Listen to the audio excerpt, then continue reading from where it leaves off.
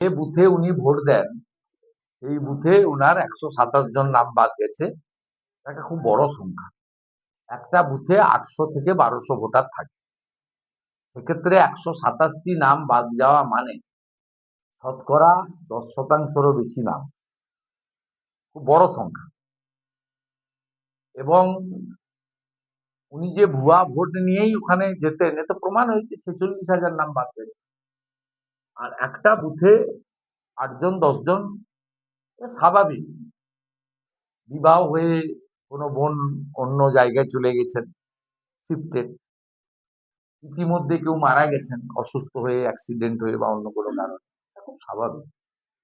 অতএব স্পষ্টভাবে প্রমাণ হচ্ছে মূল যে ভোটার বাদ গেছে প্রায় ৪৬,০০০, মুখ্যমন্ত্রীর বুথে ১২৭ জন বাদ দেওয়ার মধ্য দিয়ে প্রমাণ হয়েছে কলকাতাতে যে তৃণমূলের সাফল্য, এর পিছনে ভুয়া ভোটারদের একটা বড় অবদান।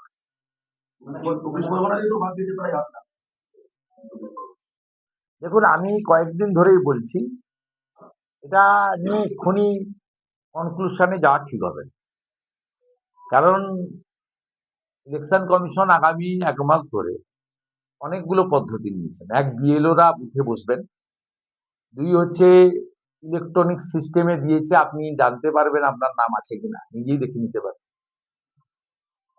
৩ হচ্ছে নাম বাদ চলে গেছে ৬ নম্বরে আবেদন করা, ভুয়া নাম রয়ে গেছে ৭ নম্বরে কাটার জন্য আবেদন করা, শিফটের ৮ নম্বর আবেদন করা, তাদের হিয়ারিং করা।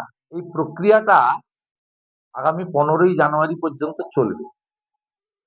কিন্তু ইনিশিয়ালি ৫৮ লক্ষের বেশি ভোটার নাম বাদ যাওয়া, যারা ২০২৪-এ ছিলেন, এবং ২০২৪-এর ভোটে তৃণমূলের সঙ্গে বিজেপির ডিফারেন্স মাত্র ২১ লক্ষ। আমরা ২,৩৩,২৭,০০০ আর ওরা ২,৭৫,০০,০০০ আশেপাশে, অর্থাৎ ৪১ লক্ষ সামথিং ভোটারের গ্যাপ ছিল। সরাসরি লড়াই, যেহেতু সিপিএম ভোট কাটার কাজটা করে, কংগ্রেস তো আরো ছোট পার্টি, ভোট কাটার কাজ করে। মূলত তৃণমূল ভার্সেস বিজেপির যে লড়াই পশ্চিমবঙ্গে হচ্ছে, তাতে আমাদের সঙ্গে ওদের ডিফারেন্স ছিল ২১ লক্ষ। ৫৮ লক্ষ ভোট বাদ দেওয়ার মধ্য দিয়ে প্রমাণ হয়েছে যে ভারতীয় জনতা পার্টির সঙ্গে ওদের কোনো ডিফারেন্স এই মুহূর্তে নেই।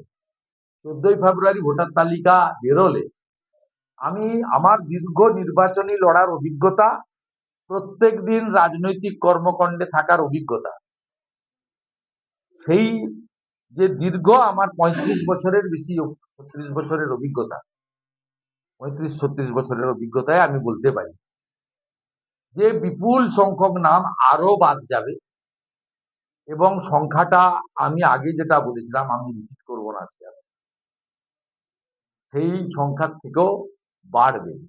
আপনাদের সকলে ১৪ই ফেব্রুয়ারি পরে আবার যখন আসবো, জেলায় তো প্রতি মাসেই আসি, ফেব্রুয়ারিতে আমি এই জেলায় আসবো, সেদিন আপনারা আমাকে বলবেন।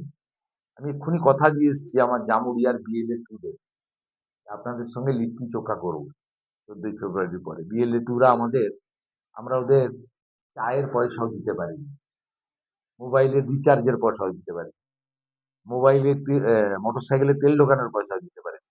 তো আমাদের মুসলিম বুথ ছাড়া হিন্দু বুথগুলোতে বিএলএ টুরা নিষ্ঠার সঙ্গে ভারতীয় জনতা পার্টিকে ভালোবেসে কাজ করেছে। অর্থাৎ সেই দিনই প্রমাণ হবে যে বিরোধী দলনেতা বাজার গরম করার জন্য সংখ্যা বলেন, তার দীর্ঘ রাজনৈতিক অভিজ্ঞতার মধ্য দিয়ে ভোটে লড়ার অভিজ্ঞতা দিতে বলেন, সেদিনই প্রমাণ হবে। আমি চাই আপনারা স্টে ওয়েল, ভালো থাকবেন। আমার